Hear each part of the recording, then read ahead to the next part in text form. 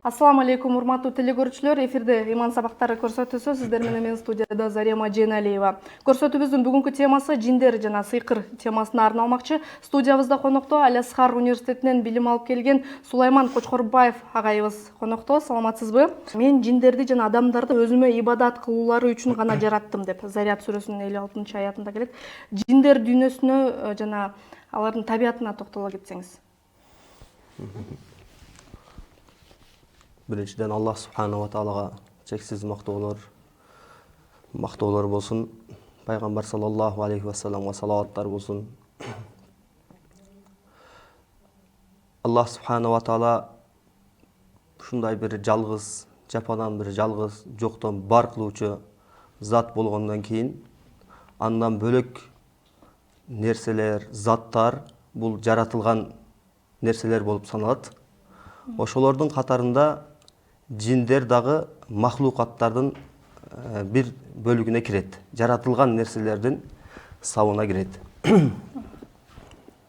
Жиндер ушундай зат, булар биз жашап аткан ааламдын ичинде эле жашашат, бирок аларды биз көрө албайбыз. Алар бизди көрүп турат. Кур'ан-ы Керим аяттары менен бул тасдыкталган, бул маалыматтар.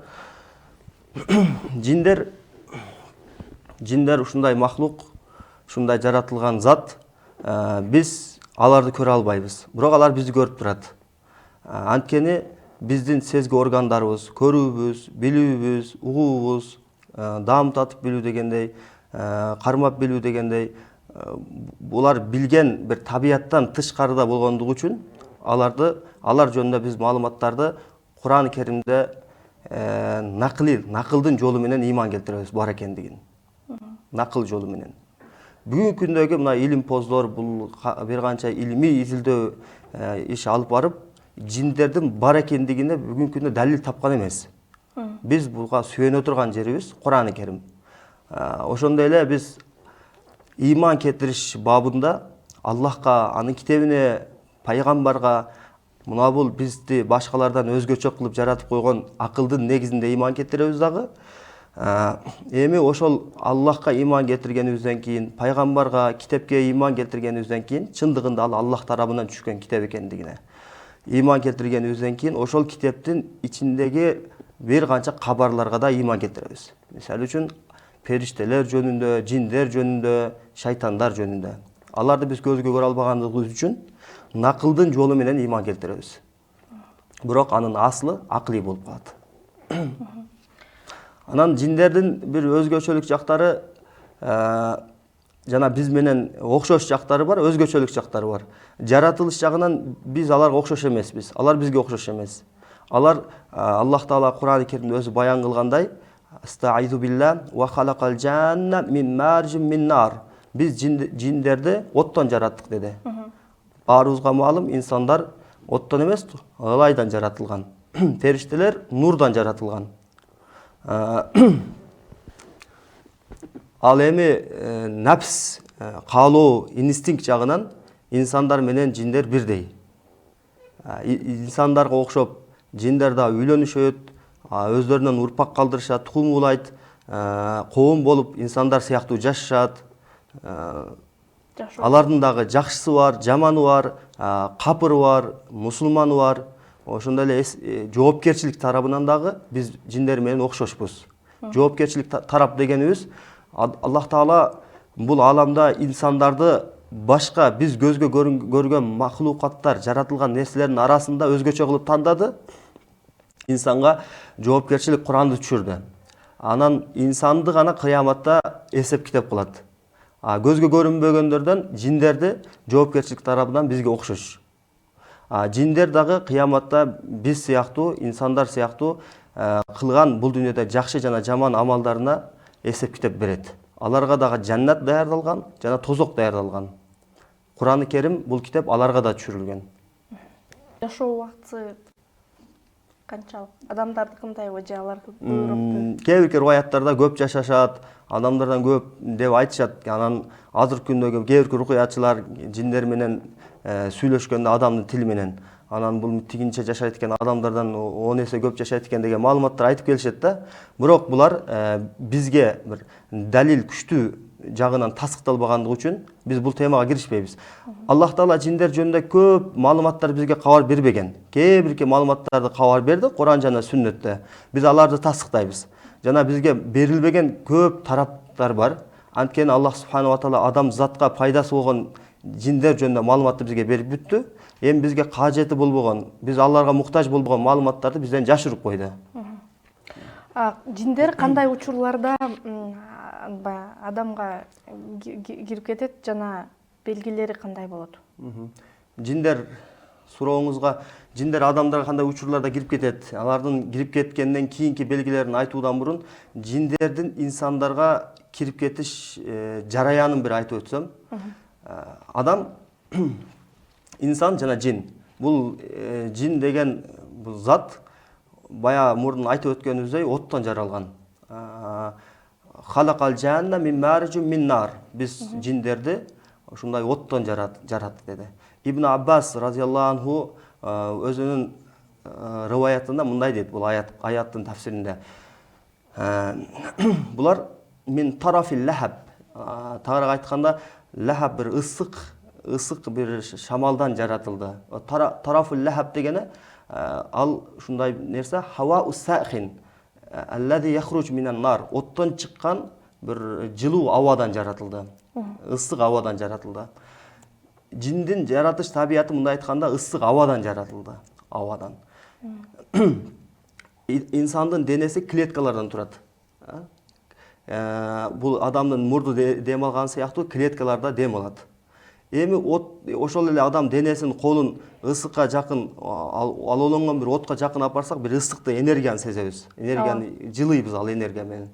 Ошондой эле жин дагы бул ысык оттон жаратылган. Бул каалаган убакта инсандын клеткалары менен адамдын каалаган жеринен кирип кетиши мүмкүн. Инсанга кирип кетиштик жараяндын акылый тарабы ушунда деп билемин.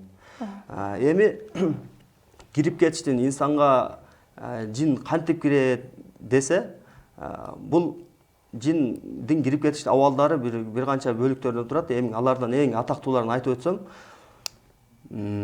катуу корккондо, киши катуу коркуп кеткенде өзүндө баягы эме абалын жоготот экен дагы, адамдын баягы көрүнбөс бир защитный бир пардасы бузулат экен да, катуу коркуп кеткенде өзүн жоготуп коет. Ошол абалда жиндин кирип кетишине бир ход ачылат, эшик ачылат.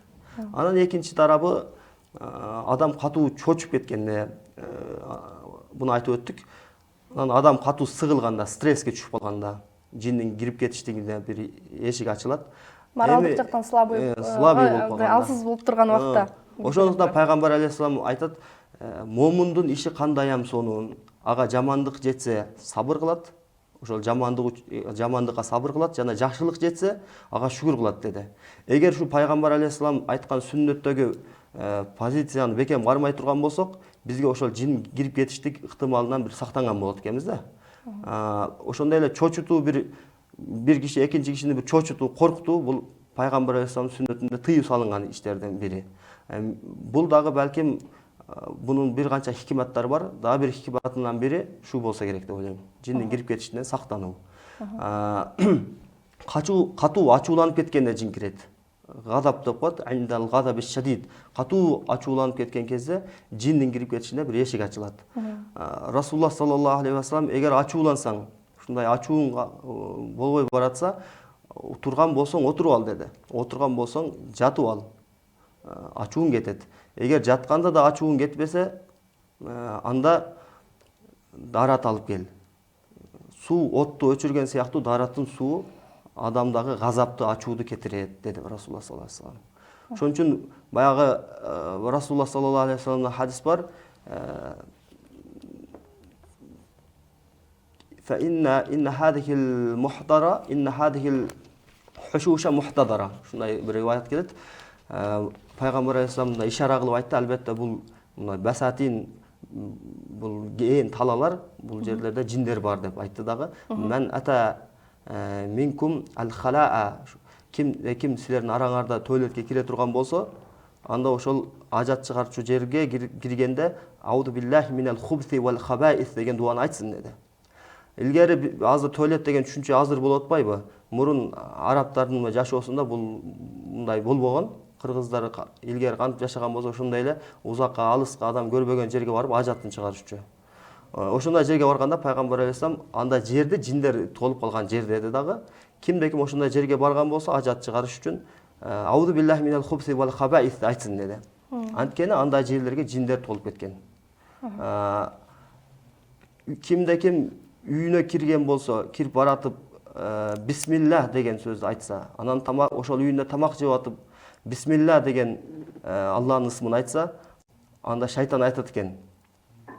Бүгүн силерге ла мабита лакум, силерге бүгүн жатак жай да жок, вала таама лакум, силерге бүгүн тамак дагы жок деп айтат экен. Эгерде кирип баратып бисмиллахны айтпаса, бүгүн силерге турар жай, жатак жай табылды.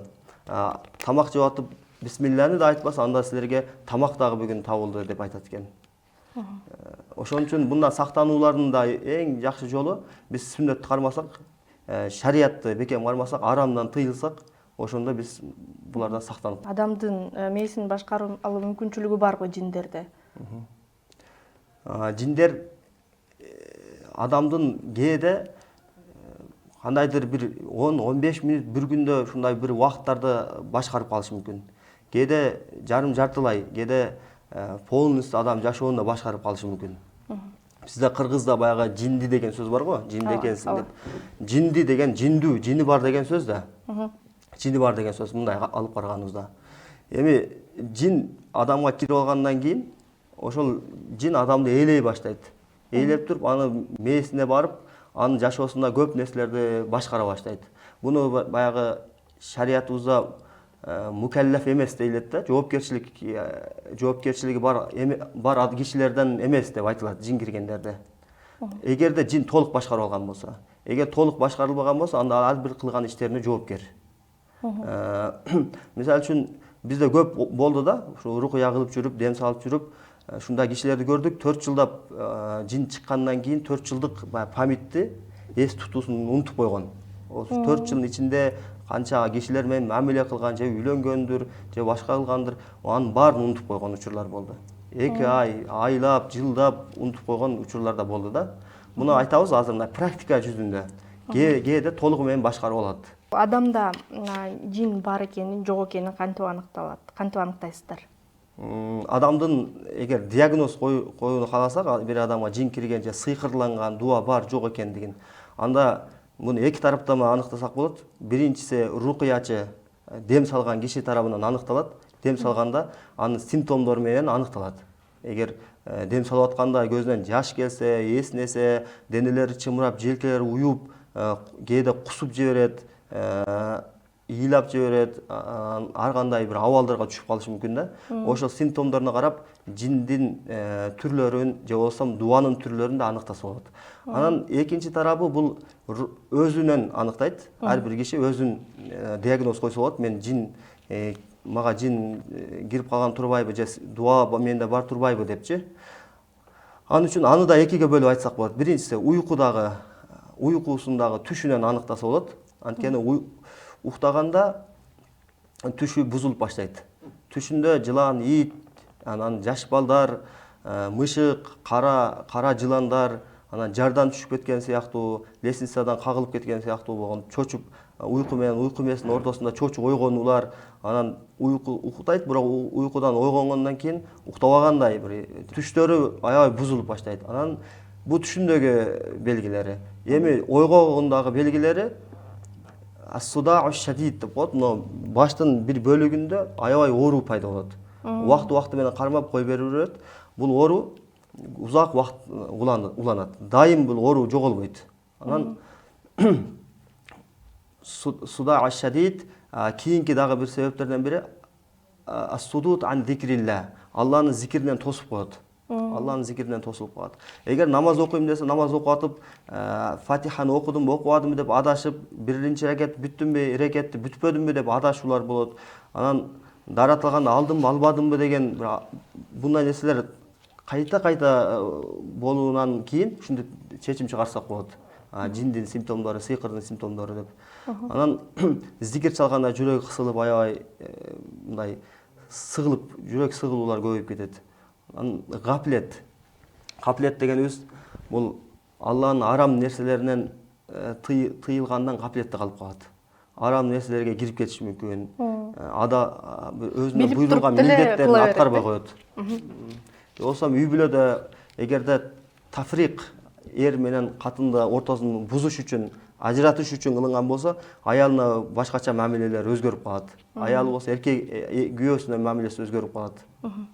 Кээ бир алымдар айтышат, эпилепсия оорусу менен жабыркаган адам менен жин кирип кеткен адамдын белгилери бирдей депчи. Анын кандай айырмаланат, кантип айырмалайсыздар? Эпилепсия деген бул термин азыркы жаңы медицинадан алынган термин. Мында эпилепсия, шизофрения деп бунун баягы айыгуу процесси кандай болот десе, буга даба жок. Айыкпай турган оору деп аныктама беришет алар. Бизде шариятыбызда, рукуячыларда эпилепсияны биз мындай карайбыз да, окуп көрөбүз. Эгерде алдындагы баягы жиндердин симптомдору болсо, анда ал эпилепсия эмес. Ал оорудан толугу менен айыгып кеткенге мүмкүнчүлүк бар. Андай учурлар жүздөп табылат. Ушул рукуя кылып жүрүп көрдүк муну жашообузда. Чындыгында шизофрения, чындыгында баягы эпилепсия болгон болсо, талма тубаса, ага даба жок. Эгерде мисалы үчүн шизофрениянын дагы бул деген акылы тайып калган, акылы тайыкы деп түшүнүлөт да. Буну дагы шариятыбыз экиге бөлүнөт. Аны баягы медицинский жактан акыл тайып калган болсо, ага жол жок. Аны Алланын сыноосу. Эгерде жин аркылуу акыл тайып калган болсо, аны артка кайтарууга мүмкүнчүлүк бар. Аны толугу менен айыгып кетүүгө мүмкүнчүлүк бар деп айтылат. Кийинки сурообуз, сыйкырчылар, бакшылар тууралуу айтып өтсөңүз, буга шарият эмне дейт? Сыйкырчылар кимдер десе, өзү бир хадис менен баштайын.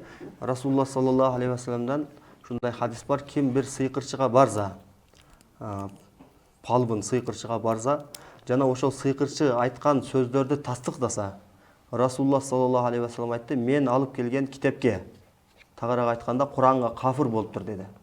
Бул динден чыгаруучу маселе. Ислам деген бир улуттан чыгып кете турган бир коркунучтуу жагдай. Ошон үчүн буга аябай кылдаттык менен мамиле кылыш керек. Анан бир жөнөкөй бир проблемалар менен бүгүнкү күндө элибиз динден маалымат өтө саяз болгондуктан сыйкырчыга барып, ошолордон өкүм алып, ошолор менен жашап калгандарды эле толтура да көрүп атабыз. Ошондон этият болуш керек. Анткени бул динден чыгаруучу маселе да. Сыйкырдын таасиринин белгилерине токтоло кетсеңиз.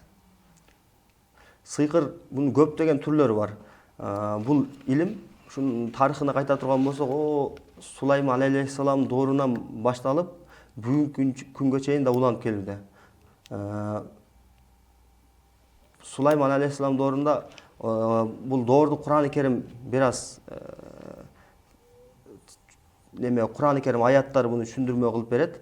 Ваттабау ма татлу шаятин аля мулки Сулайман. Сулайман алейхиссалам доорунда көпчүлүк шайтанга ээрчип кетишти. Ва кафара Сулайман. Сулайман кафир эмес. Кафир болгон эмес. Валакинна шаятина кафар юаллимуна нас ас-сихр.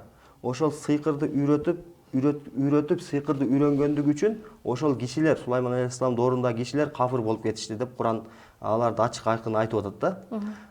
Ушул аяттан алабыз, сыйкыр илимин үйрөтүү жана аны үйрөнүү бул арам. Аны кафырлыгына да далалат кылып калыш коркунучу бар. Ал эми сыйкырланган адамда адам акыркы кандай абалга туш келет дейм да? Сыйкырланган эми сыйкыр түшүндүрүп өткөндөн кийин эми сыйкырлангандын абалдары кандай болот десек, ошол сыйкырчынын эмне максатта кылган болсо, ошол абалдар болот да. Аллахтын каалоосу менен. Кээде үй бүлөнү бузуш үчүн сыйкыр кылышат. Кээде үй бүлөнүн тууган урукчулуктун арасында мындай ызы чуу салыш үчүн, ортодо биримдикти жоготуш үчүн сыйкыр жасашат. Кээде бирөөдө сихр al-muhabba деп коет. Күйөө менен аял аябай чыгыша албай аткан болсо, анда ошону бириктирип коюш үчүн, рабыт деп коет, байлаш үчүн кылынат сыйкыр. Ушул жерде айтып өтүш керек, сыйкырдын агы дагы, карасы дагы харам. ага дегенибиз кээде биз адамдарга жакшылык кылып атабыз, бирөөлөрдү ушундай ажыраша турган бир коркунуч болуп атканда алар биз жараштырып, алар мен жашатып койдум дегендер бар да, өзүнүн кылып аткан ишин акташ үчүн. Анысы дагы бунусу дагы арам болот да шариятыбызда. Анан эмнени максат кылган болсо, ошол ишке ашат. Ошону ишке ашырганга аракет кылат. Анан сыйкырчынын сыйкыр кылган процессин айта турган болсок, сыйкырлар да түрлөргө бөлүнөт да. Кара сыйкыр болот, суфлия деген сыйкыр, анан ал-сихр, ал-иқсам деп коет. Ант иштирүү жолу аркылуу жиндерди моюнсундуруп сыйкырлайт. Мисалы үчүн көз ачык адам караңгы бир комнатаны капкараңгы кылып туруп, ошо караңгы комнатада жалгыз жүнүп абалында, ошол нажас мисалы үчүн бешөөнүнө киринген же болбосо канга киринип туруп, караңгы комнатага кирип, ошол комнатада бир канча сааттар, керек болсо күндөр ошол шамды чагып же бир түтөткүчтөрдү түтөтүп, баягы жиндерди чакырат. Бул өзү илим 1200 азыркы биздин миладий жыл боюнча, хижри жыл боюнча 600-жылдары Ахмад бин Али аль-Буни деген бир чоң сыйкырчы өткөн. Бул киши 570 беттен турган бир китепти жазган, Шамсул Маариф аль-Кубра деген. Ушул китеп бүгүнкү күнгө чейин дагы 1985-жылы Ливандагы Бейрутта дагы типографиядан басылып чыккан. Бүгүнкү күндө дагы сакталып келет, адамдардын арасында жайылат. Бул китептер түрлүү тилдерге которулуп, бүгүн пайдаланып келет да. Ал китептерде жиндер менен кантип мамиле кылыш керек, ошол жиндерди кантип моюнсундуруш керек, кантип сыйкыр кылынат, ошонун баарын үйрөткөн. Ошол сыйкырчылар ошол китептерден пайдаланып туруп, жиндерди өзүнө моюнсундурат дагы. Анан ошол ким заказ кылып келген адам эмнени заказ кылган болсо, ошол жиндер менен келишим түзүп алат дагы ортодо. Ал келишимге ант жолу менен келишим кылат дагы, касам ичүү жолу менен. Ошол ант ичкенден кийин жин ага баягы сыйкырлана турган келечекте кишиге барат дагы, баягы катуу коркуп кетүү, катуу гаплет, же болбосо жүрөк сыгылууду айтып өтпөдүкпү? Кирип кетиш симптомдорун. Ошол абалдарды күтүп жашайт. Ошол абал табылганда Аллахтын каалоосу менен ошол кишинин денесине кирет баягы сыйкыр. Жин баягы денесине киргенден кийин анан ал мээсине контролдоп туруп, баягы ажыратыш керек болгон болсо ажыратып, өлтүрүш керек болгон болсо өлтүргөнгө аракет кылып, өзүнө жанкештик кылгандардын бүгүнкү күндө көптөгөн пайызы ошол жиндердин себебинен жанкештик кылып атканына бүгүнкү күндө ачык эле болуп калды да. Жин менен өзүнө жанкештик кылып, өзүн асып койгон учурлар көп болуп атат. Биз элдин арасында көрүп атабыз да. Эмнени милдеттендирилген болсо жин, ошону ишке ашырыш үчүн толугу менен ишке киришет. Айтып өтсөңүз, алкоголизм, аракечтикке берилүү бул жин оорусуна тиешеси барбы? Аракечтик бул эгер напсинен улам өзүнүн жеңилтегинен келип чыгып, арак ичип, анан ошого берилип кеткен болсо, аны жолу башка. Ал рукуя менен эмес, ал медицина менен доодурларга барып дарыланыш керек. Эгерде сыйкырланып калгандан кийин, бая айтпадыкпы, сыйкырланып адам дуа окулгандан кийин аябай жүрөгү кысылат, жүрөгү сыгылат, жашоо караңгылашып кетет. Бул жашоо ага тарайып кетет, кең жашоо. Ошол маалда ал эмнеден өчүн алышты билбей, аракка берилип кеткен учурлар көп болот да. Ошол менен ичкиликке берилип алкаш болуп калган болсо, андан чыгарыш үчүн дагы кантип кирип кеткен болсо, ошол жол менен чыгарылат да. Ошол сыйкырды, дуаны тазалагандан кийин өз абалына кайтат. Дем салууда таспих, камчы менен дем салып атышпайбы? Ошону кээ бир адамдар туура эмес көрүшөт да, бидат депчи. Ушундай жагдайлар бар.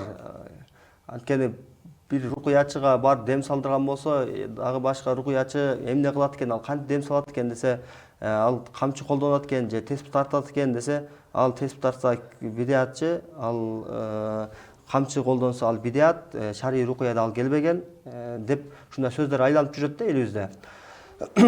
Бул маселе мындай болот да, өзү бидиат деш үчүн, бир нерсеге өкүм бериш үчүн ошол нерсени жакшылап түшүнүп алыш керек. Анан бидиат өзү эмне экенин билип алыш керек. Бул рукуя дегени бул медицинадан бир бөлүм десек болот, бир бөлөк. Анткени бул дарыланууга тиешелүү болгон маселе да. Расулуллах саллаллаху алейхи ва салламдын хадис бар.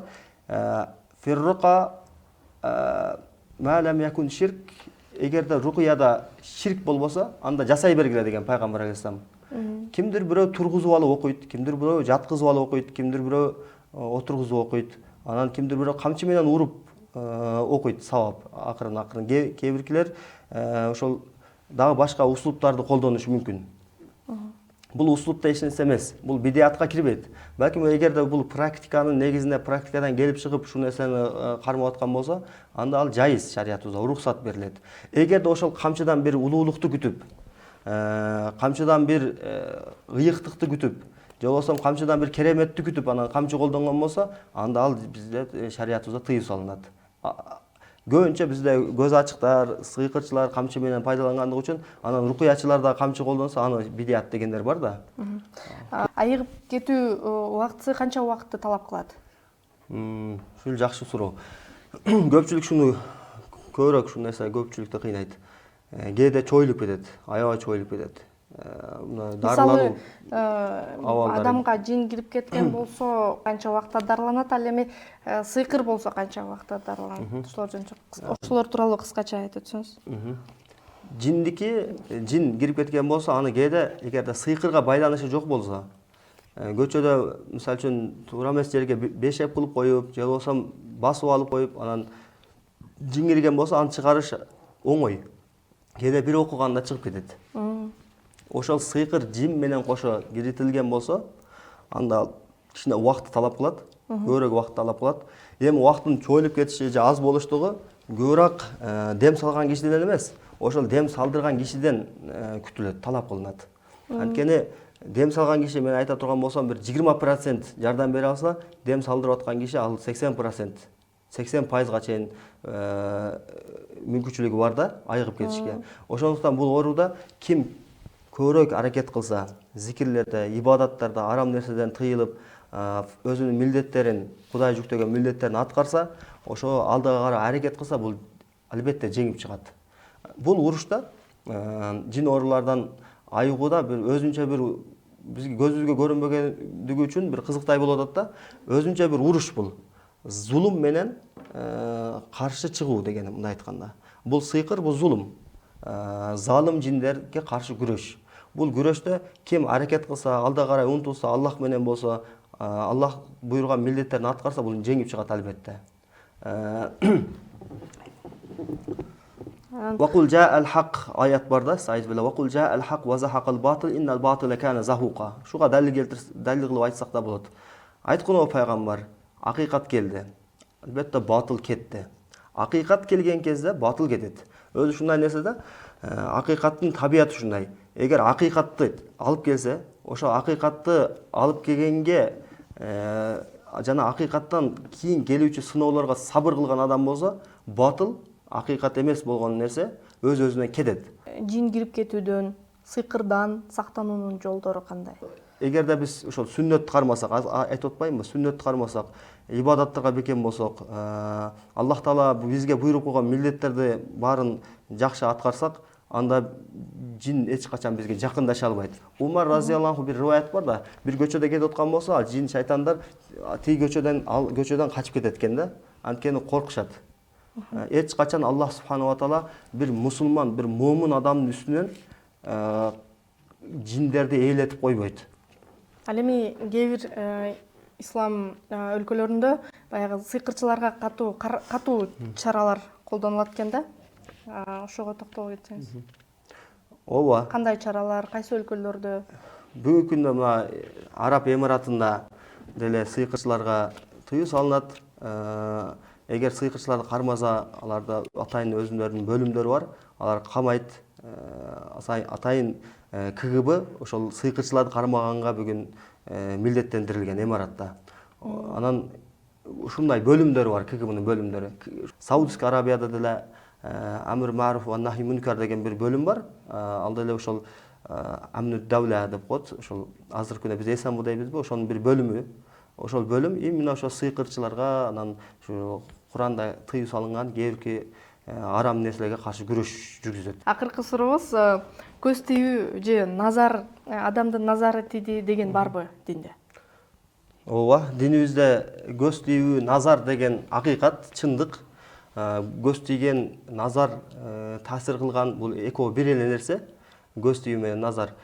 Бул акыйкат, чындык, ушун менен ооругандар толтура. Бүгүнкү күндө буга да кайта турган болсок, Расулуллах саллаллаху алейхи вассалам ушундай бизге хадиси бар экен. Эгерде силердин бирөөңөргө мусулман бир тууганыңардын анын келбети же болбосо анын байлыгы, мал мүлкү, анын мансабы таң калтырган болсо, ага береке менен дуба кылгыла деди. Фалюбарик фихи, эгер ошол береке менен дуба кылсын дегени, Аллахым шунун мал дүйнөсүн бердиң. Буга ошол мал дүйнөсүн дагы берекелүү кылып бергин. Мусулманга ушинтип дуба кылат да. Ошол мансабын бердиң, Аллахым ушул мансабында чыныгы иштеп бере турган кишилерден кылгын. Элдин акысын жебей турган кишилерден кылгын. Же болбосо келбет берген болсо, келбетине келбет кошкон деп дуба кылыш керек момун адамга. Көрсөтүүбүздүн бүгүнкү темасы жиндер жана сыйкыр тууралуу болду. Эсиңиздерге сала кетсек, студиябызда конокто Ал-Азхар университетинин билим алып келген Сулайман Кочкорбаев агайыбыз конокто болду. Сизге ыраазычылык билдиребиз. Алла ыраазы болсун. Алла ыраазы болсун. Эми кийинки көрсөтүүдөн көрүшкөнчө, салам алейкум.